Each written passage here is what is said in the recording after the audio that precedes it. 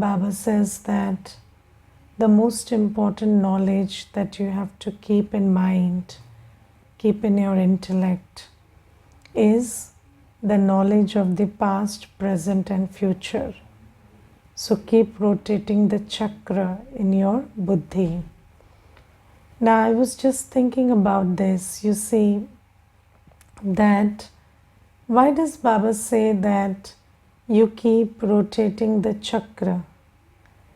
Now, you see that if there is a person and he brings a cloth which is tied in knots and gives it to you, and then he says, you open the knots, then you will be interested in knowing how those knots were tied in the first place. Because if you know how they were tied, you can open it up. So, this whole cycle that Baba explains to us, from being a deity to falling down, to again coming and becoming a Brahmin, to becoming a deity again. In this cycle, Baba explains what happened that we fell down. So what was the reason for the downfall? Because you see, two yugas, 2500 years, everything was just perfect. It was the golden age, silver age, it was heaven. And then what really happened which made us fall? So Baba says, from in the copper age, in Dwapar Yuga, Ravan came. And Baba explains that Ravan means the 5 vices. Yes, and you know that just like God has a voice, God speaks. Similarly, these 5 vices also speak. These vices have their own method of, talking to us and directing us. So there is the voice of lust, voice of anger, voice of ego, voice of greed, voice of attachment. And you can hear it in your head, can't you? So whenever lust is speaking, you know that now that you recognize, you know that this is the voice of lust. You know that this is the voice of anger, don't you? So just like, Baba gives his opinion and direction, Ravan also enters through opinions and directions, which we call Ravan Mat. So Ravan also doesn't just, come just like that. So just like Baba tells us, truth, false, right, wrong, do this, don't do that, Ravan also gives his own opinion. And Baba has just one mouth and one voice. But Ravan, in the image also it is depicted that Ravan has 10 mouths. Yes, so, once when I was, maybe 15-20 years back, I used to have this thought, because I was not in Gyan, so I didn't know that Ravan means vices. So I used to think Ravan is some person. Okay, and so just like it's told in the scriptures. And then I used to wonder, how would Ravan eat? From which mouth Ravan would eat? So he has 10 mouths, so which mouth would he be eating from? But, the interesting thing is, the question to really ask is, Ravan has 10 mouths to speak. And when he speaks, it gets really loud. So Baba speaks so softly. Yes, Baba has only one mouth, very sweetly, very softly. Baba speaks the Murli through that mouth, and that mouth is also on loan. So he doesn't even have ownership over that one mouth. But Ravan has so many mouths, figuratively, and so many voices of Ravan. So, when lust is speaking, anger is speaking, every vice has a different voice, a different opinion, and they try to drive our intellect crazy. So, that is how it works. And then Baba says, when you get swayed away by these vices, so then you start self sabotage. You begin to self sabotage, you become, so through your own actions, through your own thought process, through your own creation of feelings and rituals and social rules and everything, what you do is you dig your own grave, and then what you do is you create those belief systems, those rituals, those social setup, everything you create based on the voice of Ravan. Yes, and you see that up until Baba comes, we are not even aware. So just take this one belief system about lust. So the voice of lust convinces you that you cannot stay happy, or you cannot even stay with dignity. So, your dignity, your happiness, your peace, everything is related to your, your engagement is in lust after a certain age. So, you are allowed to stay pure for some time. So, maybe these days, the bar is getting lower and lower. So, I remember there was this one girl, and she is, I think, 13, 14 years old. She's in school. And when she came, her mother told me she's into depression and she has social anxiety and this and that. And then I told her mother if you would allow me to speak in private with her. So she said, okay. Then I asked her, why do you feel social anxiety? Why don't you want to go to school? What is the problem? So then she said, everybody in my class has a boyfriend. So every girl in my class has a boyfriend and nobody looks at me. So there is something wrong with me. I'm not attractive, I'm not good enough. So I don't feel like going to school, because when I go to school, I feel worse about myself. So you see that earlier, up until I think you graduated, or when people started talking about your marriage, you didn't know that you have to be attractive and that makes you worthy. And if somebody is not looking at you with a lustful eye, then there is something wrong with you. And then if you are not invoking lust in somebody, then there is some problem with you, or your value is lesser than other people's values. But you see, this voice of lust is dictating all these belief systems. And then there is so much of this talk and this noise about how lust and your engagement in lustful activity determines your dignity, your your value, or how worthy you are, or how happy you are in life. So there are so many belief systems attached to that, which we keep creating, keep perpetuating in the society. Yes, and this is very, very subtle, because when you want to listen to Baba, you have to come to the class. But when you want to listen to Ravan, then everywhere there is Ravan. So everybody is a mouth of Ravan. So, and even the internet and your phone and everything is an instrument of Ravan. So sometimes I think about Baba's predicament, that Baba has just this one tiny mouth, and and Ravan has so many mouths and so many ways in which he penetrates into our intellect and into our mind, and When Baba wants to penetrate into our intellect and mind, then he has to make us cooperate with him. He has to make us, sit for the Murli and sit for Amrit Vela.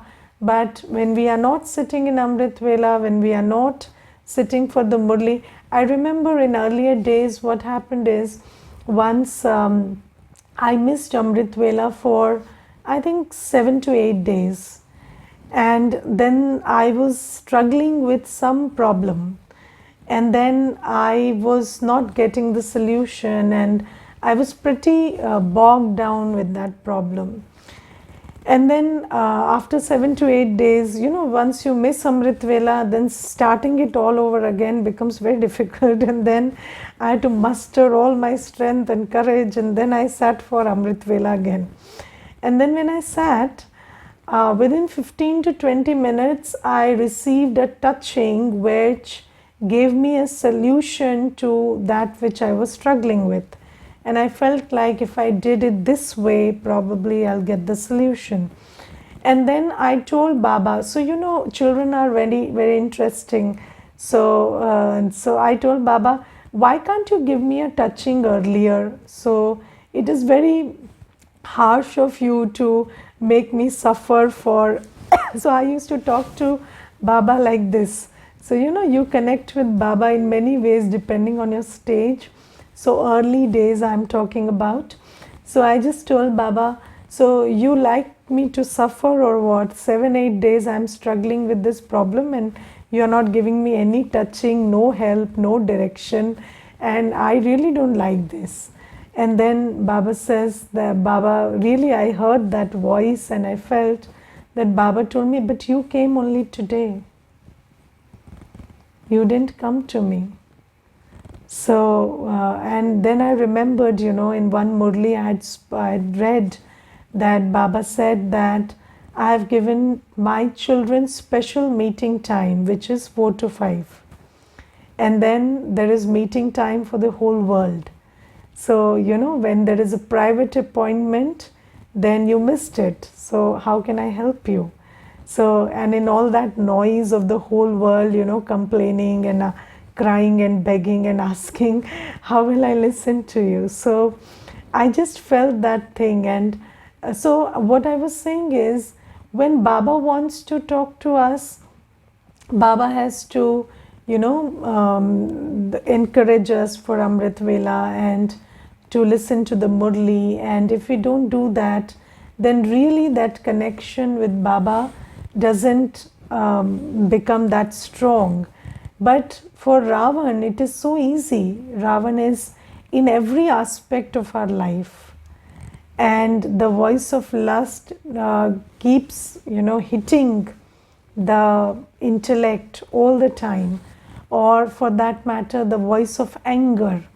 And we are all good people, moral people, so righteous anger. So, we don't believe in anger. We only believe in righteous anger. And we believe in corrective anger. So we believe in anger that is right, and we believe in anger that corrects others. So we get angry for the good of others. So this voice of anger keeps dictating our actions, and every time there is a point where somebody is not doing things your way, or they are not thinking your way, then you think it's some kind of a moral duty to get angry and get forceful and make that person understand, and you think that you're doing great service to the society by doing that. So, by shouting at that person, screaming at that person. And I don't know how much idea you have that about the damage your anger can do. So I don't know, most people in the world, they don't have any idea about how much damage your anger and expression of anger can do to yourself and others. So we are really not aware. And I have seen children losing their whole personalities So they lose their whole confidence, their personalities. They become literally spiritually crippled because of the anger which they are subjected to. And in early days, because we also saw, this experience came from observation. And I saw many children and many families who came with their problems and their situations. And I could see how much damage the anger of one person in the family has done to all the others. And if you look at the situation in the world today, then women above 45, 50 most women are in depression. So most women above 50, above the age of 50 or somewhere in that bracket, they are suffering from sadness, depression and other stuff. Why? Because they have been subjected to a lot of anger by some male in the family. And we don't understand the association between anger and mental health. And sometimes, you just look at it very, I have seen people, children who were subjected to anger by their parents and who have grown up to be professionals and they're earning very well, but that trauma still stays with them. And there is one sister, she told me that when we were children, so my father used to be a very angry person, and he used to just, when we went for a bath or something, we used the bathroom, then he would just keep knocking on the door after 5 minutes and ask us to, hurry up. So that was his method. Probably there was one bathroom in the house or whatever was the condition earlier. But he used to just, shout from outside, you're getting late and everybody will get late because of you, and you just come out. And she says that, now we live in a big mansion and there are so many bathrooms, but when I visit my father's place and I go for a bath, I can hear him shout even today. So I just feel after 5 minutes that I have to hurry up and come out because my father will shout.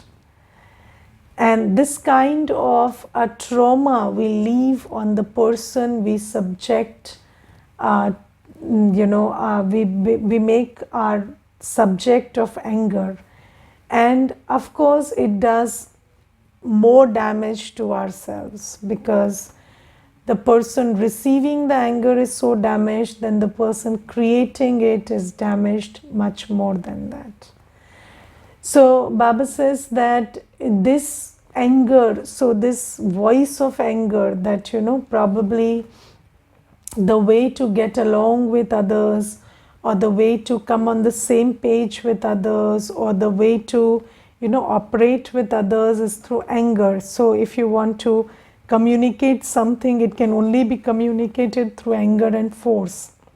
So that is Ravan mat. And what is Baba's mat? Every communication is only better when it is loveful. So communication is only done in love. You never communicate with another person when you are not loveful. So there is no communication which takes place when there is no love. So you may subdue the person, subjugate the person, force the person. All that can happen when there is no love. But communication or that link of the heart which takes place through communication cannot happen when there is no love, no respect. And no relationship can be forced through anger. So we think that there is a relationship which we are sustaining through anger, but that person will only listen to you until they don't have an option, you know. Say, so the first moment they get an option, they are going to leave you and run away. So you think that that's a relationship. That's not a relationship. You will only be able to keep that person in your life until they don't find someone who provides them with what they are getting from you. So whatever facility, whatever sustenance you're giving them, until they find that from another source, they are not going to they will just leave and when they find that. So this Ravan mat, which tells you that anger has any benefit, is a very vicious mat, and we get caught up in this, and then our intellect is full of this Ravan mat. Then greed. So you are defined by what you have, and greed, which tells you that if you there is a difference between greed and ambition. So being ambitious, having the ambition to do good work, earn better is good. But then when there is greed, you say, I just have to earn more, have more, by hook or by crook. So when you say by hook or by crook, that's greed. So when you do not pay attention to the means, only to the end, then it's greed driving you. But if you are paying attention to the means and the end, then it's fine. So doing good work, getting ahead in life, that's not a problem. Everybody should aspire to do better every day, and that's Srimad. But when you think that the end will justify the means, that's when you are in greed. So the end will not justify the means. The means have to be checked, the means have to be correct, and if the means are not proper, they are not right, then what happens is that you are falling into the trap of greed. To bargain or to find something with correct price, is this greed? No. But you have to also check your because time is money, people say. And when you are bargaining or finding something for the correct price, then you're using your time. So you must also evaluate whether the time you're spending is more valuable than the extra money you will spend if you found it for a little higher price. Okay, so that is also to be checked, because I will give you an example in this. There is this one brother who goes to the vegetable store and he will pick every bhindi and check whether it's good or not. And then he would, 1 kilo of bhindi he will select like that. And then same for the tomatoes and the potatoes and everything. And he spends almost 2.5 hours in the vegetable shop checking every vegetable. And then and then he once told that vendor, I am afraid you will cheat me. And then he said, what will I get by cheating you? When you go back home and check, you will bring it back to me. You don't mind your time, right? So you will get it back to me and I will have to change and give it to you. So you're the only person I don't cheat.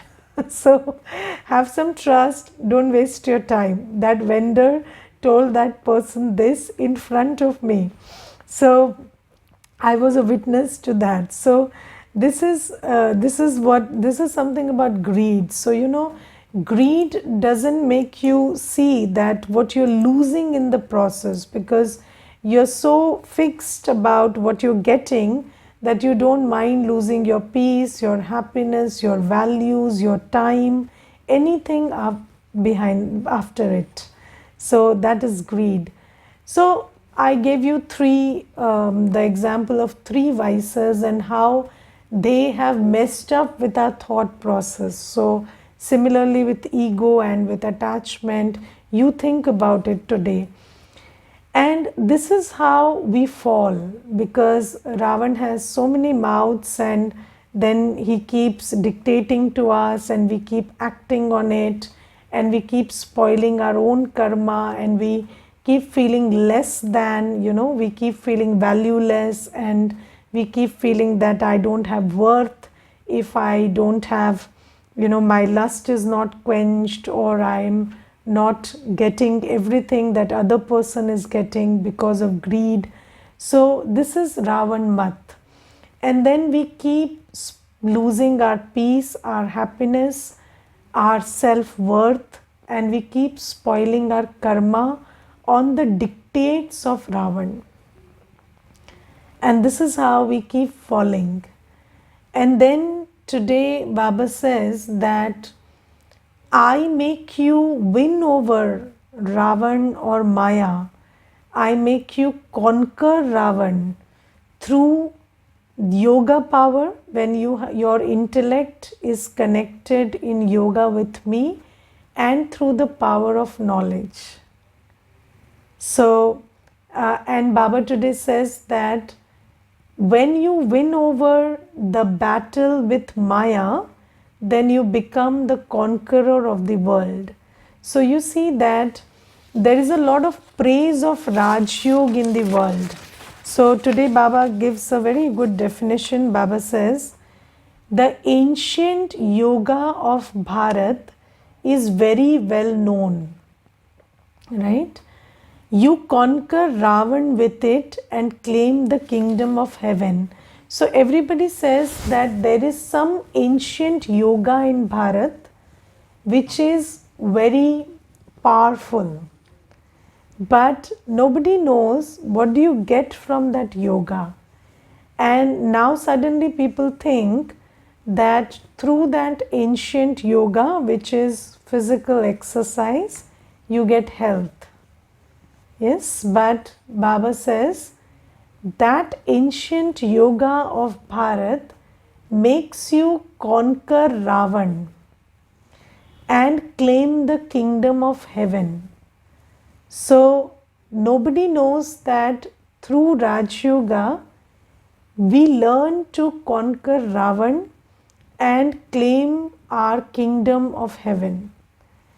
And Baba says that how do you conquer Ravan? So Baba says you conquer Ravan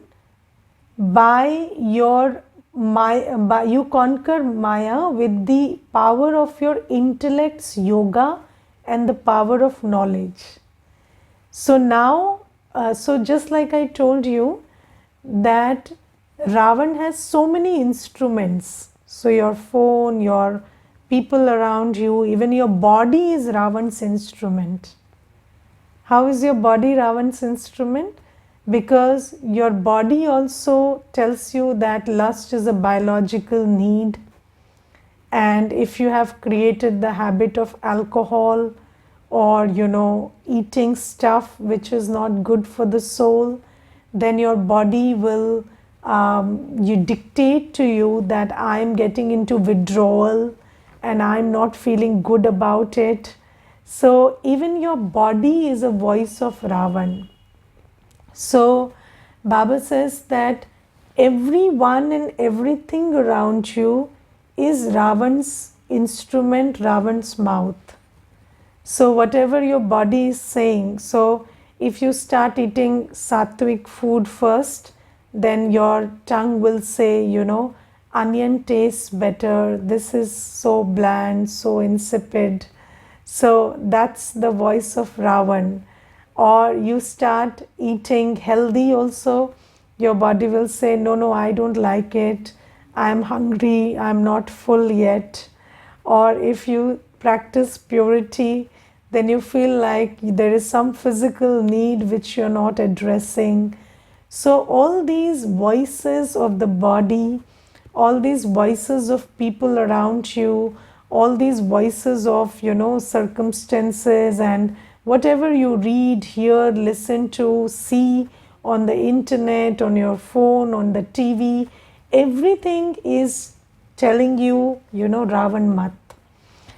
And so Baba says, how do you conquer Ravan? First, by having yoga with Baba. Yoga means mine is one Shiv Baba and none other. I don't care about the body or what the other people are saying or what is the general opinion or what the world is saying. So, the whole world is saying that if you don't eat non-vegetarian, then, you will have protein deficiency. So, if you are in yoga with that thought process, then you will start feeling loss of energy if you are not having non-vegetarian food. So Baba says you have to have yoga with only me, because the one you have yoga with, their belief system, their state of mind starts influencing you. And having yoga with just one Baba and none other is something that we have to really strive for, because it's a matter of deep practice that I am a soul and all my relationships, all my attainments are with Baba and none other. And when Baba says something, that's the only thing that's going to benefit me. So if I listen to the body or the world or anything, or even my own belief systems, my sanskars, it is not going to do me any good. Only one Baba and his Srimad is going to do me good. That kind of faith I need to have in Baba. And Baba says, when you have your intellect's yoga with just me, and in the blessing, Baba gives a very beautiful understanding that Baba is my world. So in the blessing, Baba says, children who love Baba know that Baba is my world. And when we say Baba is my world, what does it mean? In the world, we need things and relationships, attainments and the love of relationships. And we don't need one relationship, we need many relationships and the sweetness of all relationships. And then we need attainments.